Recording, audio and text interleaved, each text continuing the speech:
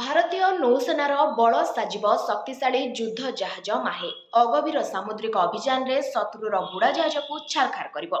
ନୌସେନାର anti submarine କ୍ଷମତାକୁ ସୁଦୃଢ଼ କରିବ।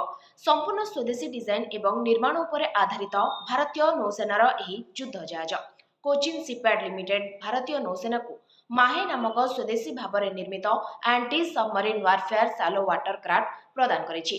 ଏହା ନୌସେନାର ସର୍ବବୃହତ୍ ଯୁଦ୍ଧ ଜାହାଜ ଯାହା ଡିଜେଲ ଇଞ୍ଜିନ୍ ଏବଂ ଏକ ୱାଟର ଜେଟ୍ ପ୍ରପଲସନ୍ ସିଷ୍ଟମ ଦ୍ୱାରା ପରିଚାଳିତ।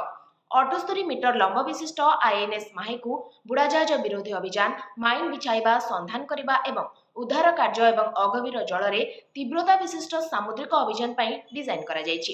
ନୌସେନାର ଉପକୂଳ ସୁରକ୍ଷା ଏବଂ ବୁଡ଼ାଜାହାଜ ବିରୋଧୀ ଯୁଦ୍ଧ କ୍ଷମତାକୁ ସୁଦୃଢ଼ କରିବ ମାହେ।